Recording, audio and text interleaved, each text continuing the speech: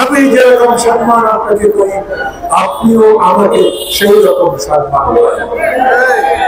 আপনি Nobel prize পেয়েছেন সেই জন্য সম্মান করি, আমি নোবেল প্রাইজ পাই না, আমাকে নোবেল প্রাইজ পেয়েছি বলে সম্মান করতে পারছি না। আমি বলছি মানুষ হিসেবে আপনাকে আমি সম্মান করি। আপনি চলে যান, আপনি লুটেরার, আপনি ফ্যাসিস্ট, আপনি গুন্ডাবাজি করেন না, গায়ের জোরে ক্ষমতায় নাই, গায়ের জোরে ক্ষমতায় থাকবার চেষ্টা করছে, এই অভিযোগ করি না।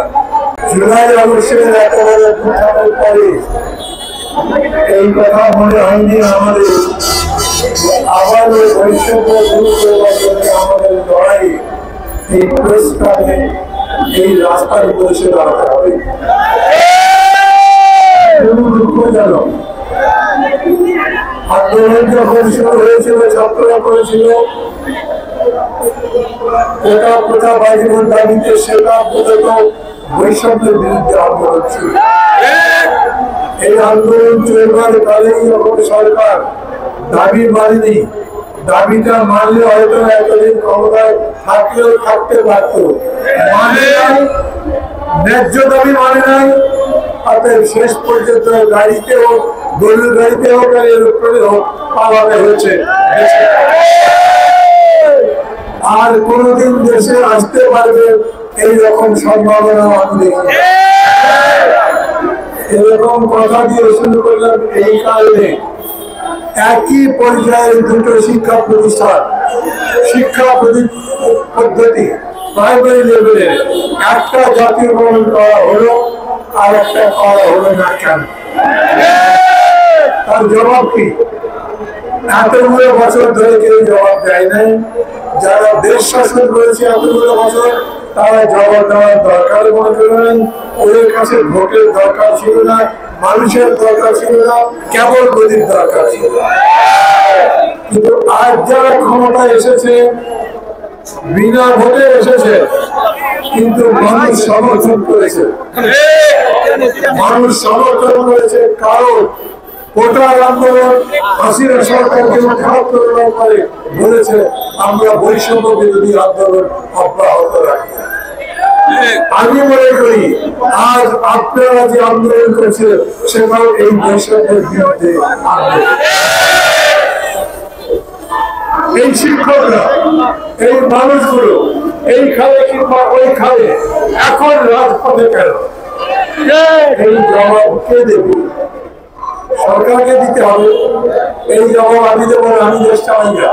এখন দেশ যারা চালায় তারা বলুক, আজই যদি জাতীয়করণ করতে নাও পারে বলবে আমরা জাতীয়করণের সিদ্ধান্ত ঠিক মনে করছি, আমরা এটা জাতীয়করণ করে গেলাম, কার্যকরী কবে থেকে করতে পারবো তা ধীরে ধীরে দেখবো ইনশাআল্লাহ। এরকম করে বাইরে নেই কেন পারেন না? টাকা লাগবে 1200 কোটি, 1500 কোটি টাকার বাজেটের দেশ আজ 8 লক্ষ কোটি টাকার বাজেট তৈরি করতে যাচ্ছে। এই সরকার করবে। এই 8 লক্ষ কোটি টাকার মধ্যে এই জাতীয়করণ করলে কত টাকা লাগবে সেই টাকা সরকারের নাই, বাজেটের মধ্যে নাই। 8 লক্ষ কোটি টাকা কোনো টাকা নয়। অন্তত তাদের ডাকে এই মানুষ যারা আন্দোলনে দাঁড়িয়ে আছে, আমি সরকারের কাছে বলি তাদের ডাকে, এই মানুষগুলোকে ডাকে, তাদের নেতাদের ডাকে। আপনাদের কথা কি জাতীয়করণ করবেন না কেন সেটা বলতে হবে তো, সেটা বলবেন না। আর এদিক দিয়ে ঘরে ঘরে ভালো ভালো কথা বলবেন, সংস্কার করবেন। আরে সংস্কার মানে কি? মানুষের জীবন উন্নত করার নামই তো সংস্কার।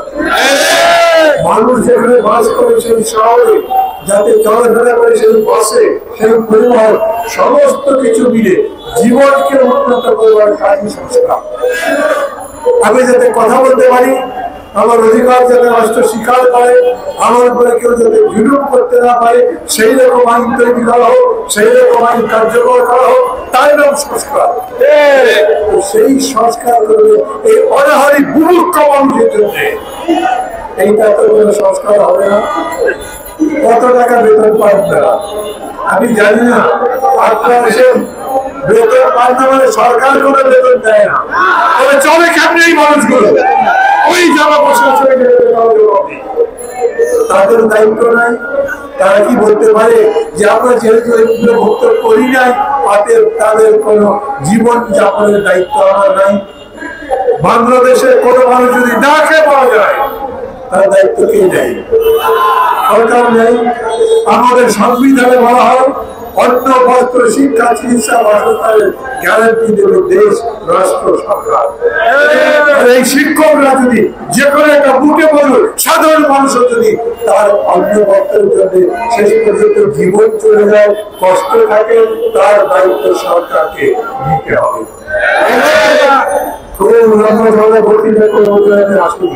আমার কাছে খালি অবাক আছে এই 5 আগস্ট সরকারের, শেখ হাসিনা সরকারের পদত্যাগে 3 দিন পরে এরা দায়িত্ব নিয়েছে, এরা শপথ দিয়েছে। এর মধ্যে 5 আপনাদের কাছে এই 5 মাসে আপনাদের মতো 50টা সবাই বক্তৃতা করতে হয়েছে আমাকে। আমার নিজের দল নয়, পেশায় বিভাগ যারা বলছেন আমাদের বেতনের বৈষম্য দেখেন, আমাদের চাকরির বৈষম্য দেখেন, আমাদের জীবনযাপনের বৈষম্য দেখেন, আমাদের আয়ের বৈষম্য দেখেন, তাহলে এটা কেমন বৈষম্য দেশ গড়ার চেষ্টা করা? যদি বৈষম্য দূর করতে চাও, তাহলে কাজের ক্ষেত্রে যে জায়গায় বৈষম্য আছে চিন্তিত করে, সেই বৈষম্য দূর করার দিক কি, ব্যবস্থা কি, সেটা বলেন।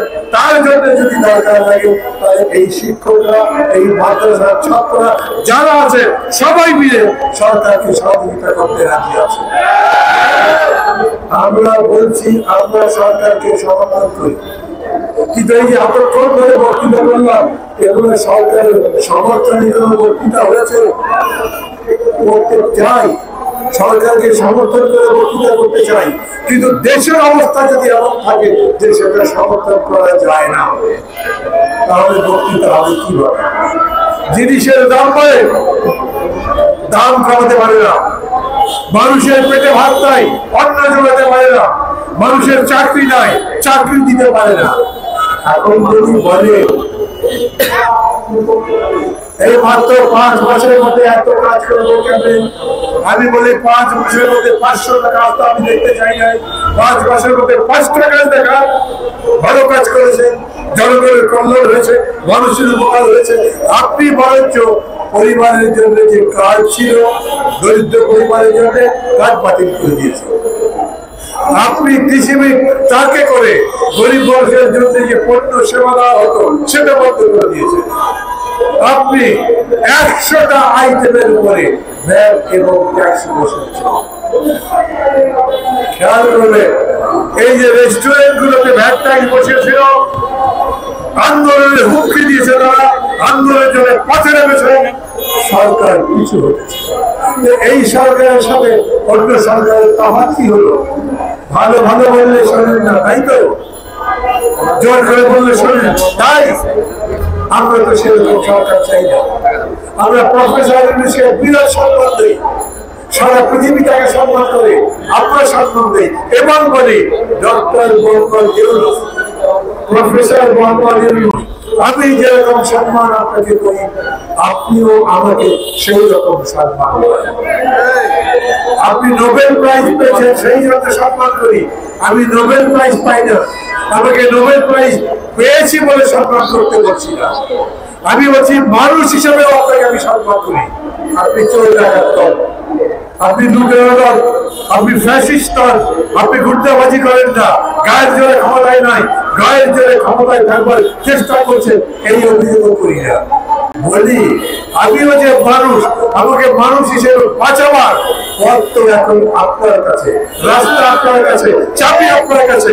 আপনি এত বড় মানুষ, কেন এই গরিব শিক্ষকদের, মাদ্রাসার ছাত্র শিক্ষকদের তাদের ভালোভাবে বাঁচবার ব্যবস্থা করতে পারে? এই চাওয়াটি খুব বড়। যদি বড় হয় তাহলে এমন বড় নয় যে সেটা অসম্ভব।